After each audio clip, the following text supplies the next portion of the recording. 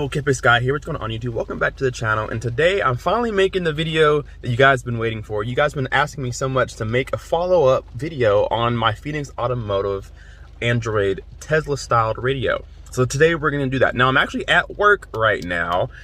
So we're not doing anything. It's raining outside, so we're kind of just hanging out. So I decided to come to the car and make this video for you guys really quickly. So I'm going to turn the camera around and we'll get started.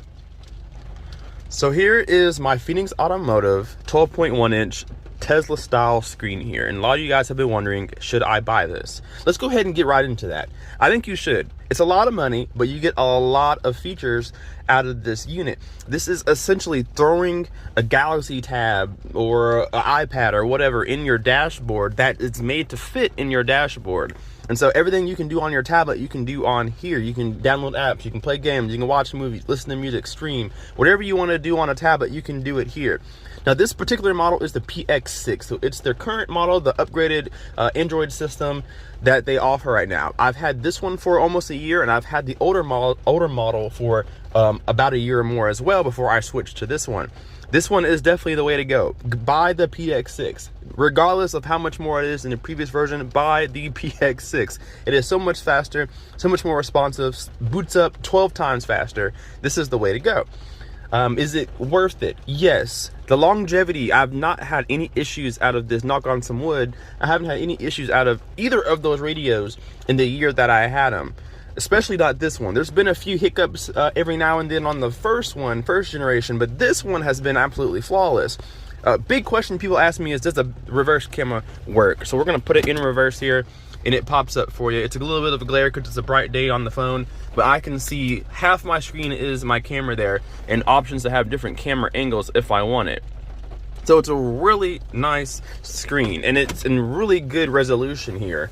It's better than most double DINs. Now the newer ones have really nice resolution, but this one's up there, as you guys can see, good viewing angles. Another question is glare. Can I see this radio? Well, my radio here has a slant to it because behind this screen is an actual screen. Honda, this is a 2016 Honda Accord. They have their iMid screen underneath this little shade here. So mine has a natural slant to it because of that. No other car in the industry has this kind of slant to their radios. They all sit straight vertical from top to bottom. But mine has a little lean to it. So every now and then I do get a little bit of a glare from the window. But this gets bright enough that I usually don't have a problem. Really all that's up here is your functioning, your sources, your apps and stuff like that. So you really don't touch that too much. But you have the ability to move one thing from top to bottom. So if you want what's down here, up here, you can switch that depending on how the sun's hitting it. So don't think glare is a problem at all. I'm gonna build a little shield up here soon so that it covers a little bit more of the screen so I can see when it's really, really bright outside. But other than that, it gets really bright and you can change your brightness levels depending on what time of the day it is. So the radio has been great. One of the biggest things that I love about this radio upgrade is the DSP, the ability to go in and fine tune your radio. My biggest complaint on the previous version was that there was absolutely no tuning option. It was terrible. But this one gives you a lot. Starting off with a 16 segment EQ. You have a 16 band equalizer here that really allows you to go in and fine tune. And you can see that I've done my own fine tuning and then I can save my presets if I like to. So it sounds so much better than the previous version and you can tune it better than the previous version. So you control your EQ here, you control your bass levels here, your crossover for your sub and your gain there. You have it all right there on the screen. It's a very nice, intuitive thing to have. Now your balance here, you can set your levels for each speaker independently. You can even mute speakers independently. So those are all four of my speakers, my 4 doors.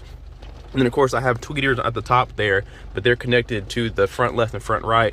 So I can control my levels right here independently from each speaker. I can just mute each speaker if I like to. So that's nice to have here. We have our sound field. So this is your time alignment. You can set your distances from ear level to the speaker. Now this is in values of centimeters because this is of course an overseas product, but if you do quick math or you just look it up on Google, you can set them in inches and kind of get your time alignment correct. It's really nice to have and it makes a big difference. Now, if you're somebody who doesn't want to go through all that, you can just go through your normal sound presets here. So we have, what is that, 6 different presets here, or you can use your own saved ones. And of course, I have my custom one right now. So you have presets as well, and then your filter here. So you can cross over your low pass and your high pass right here from the head unit. Now, I don't do that, of course. I use my amplifier and I have it set so it never changes. But I do have the option to do it here if I'd like to. So different ways to control your sound on this unit. You didn't have any of this on the previous one. This alone is worth the upgrade. If you have the old version, this alone is worth getting the new version over the old version. So it's really intuitive. You guys can see as I'm clicking here, super easy to control. Now this is the default wallpaper that you get whenever you buy one for your Honda. Of course, they come built for your specific vehicle, so your wallpaper will have a version of your car. Now this is a Honda Accord, but it's not my color or my year model, but it's not that big of a deal. I can change this wallpaper to be whatever I want to. I just haven't. You can see that the date is correct, but of course, again, this is an overseas product, so they have their date format in a different style than we do here in America. But the time is right, and the time has always been right. I've never had issues with it being incorrect, and it does auto change whenever it's daylight savings time. So it goes back an hour when it needs to and goes forward an hour when it needs to. Volume controls has been great. I can control them here. I can use the slider. It's very nice. And I can still use my controls here. So I can turn up the volume. I can still change the track. I can still change the source, whatever I want to do. So my controls worked automatically. I didn't have to program them. I plugged my radio up and everything was already good to go. So I didn't have to fool around with that. Now, climate controls still work on this radio. I decided to get the 12.1 inch version instead of the 15.1 inch version because the 15 took away these controls and I did not like that, and the vents were absolutely hideous as well. But as you can see, I can still change what I want to change here, and it shows up here, but I don't have the ability to touch that here. I can touch things, but nothing happens, and it may just be my vehicle. I've seen videos where these work on other cars, but mine is the base model, so it probably is because my car isn't compatible that these don't work, but it's fine. It's no big deal. So again, this is a giant tablet, so you can do absolutely everything you can think of on an Android tablet. So I have my apps here. It uses the Google Play Store, so I can download whatever I want to, Waze, Google Maps. It has built-in GPS already, and it works very, very well. Apple CarPlay, Android Auto is also built into this. It works very well. I have no problems whatsoever. So in the settings, you can do updates, connects to Wi-Fi. You can really customize it to how you want it to be. All that. There's my GPS. It tells me my geographical location. It does a lot of different things on here. I can set my date, all that good stuff. And here's navigation. I don't have Wi-Fi currently on, but it still pops up my navigation for me. It's very nice to have. It follows me accurately, has no issues. It does very well. Now, if I had to say some complaints that I have about this radio, it's going to be one main thing. It's going to be the RCA voltage that is on these radios. Now, these are better than the older models. They have a little higher voltage rating on their RCAs, but it's still not good.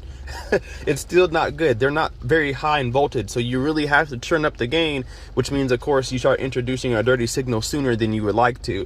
So you really have to play with that and get your settings right, because I do use an aftermarket amplifier for my sub and for my 4 speakers. So that voltage is very important to me.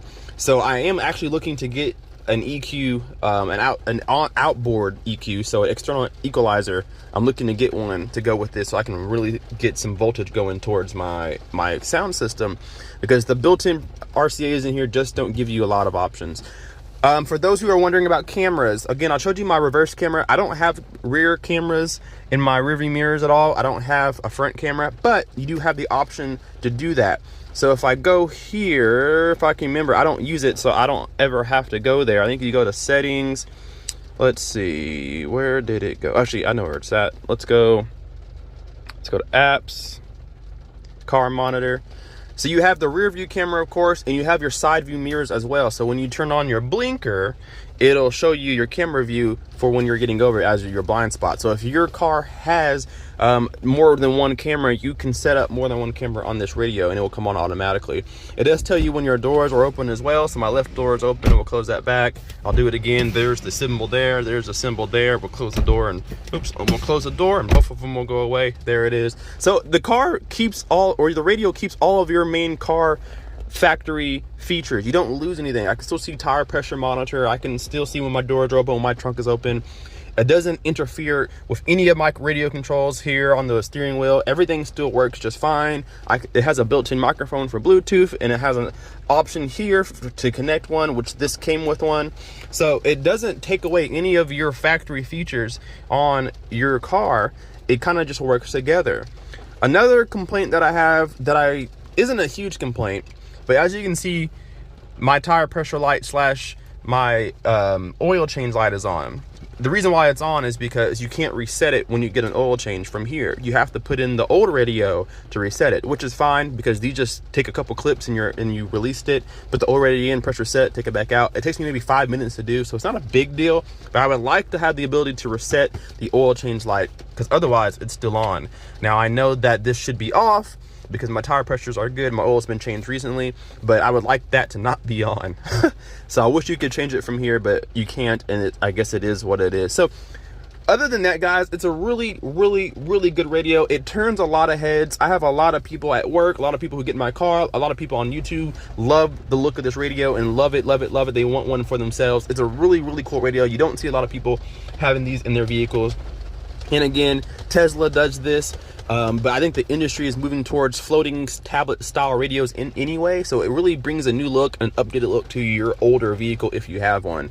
Again, not compatible for every vehicle, so you have to go to PhoenixAutomotiveinc.com. I'll leave a link to that in the description below, so you can go straight there and see if it has one for your car, because again, they are built specifically made for your vehicle, so you can't just buy one of these and put them in. It has to fit. So anyway, guys, that's my little spiel on this radio. It's a great radio. Any questions that you guys have that I did not answer, please feel free to leave them in the comment section. I'll be more than happy to answer them. Oh, last thing, how loud does it get? It gets freaking crazy loud. I have so many videos playing my subs and my music on the channel. So if you want to see this in action, there's a billion videos of it on my channel. It's been a staple in my YouTube videos for 2 years now, since I had the car. So anyway, guys, thank you so much for watching. Leave me a comment down below. Do you think you want a tablet screen in your car? Let me know that down below, because I think you do. It's pretty cool. We'll talk to you guys later. Thanks so much for watching. Subscribe if you're not already, and we will see you in the next video. K-Pace Guy out. Peace.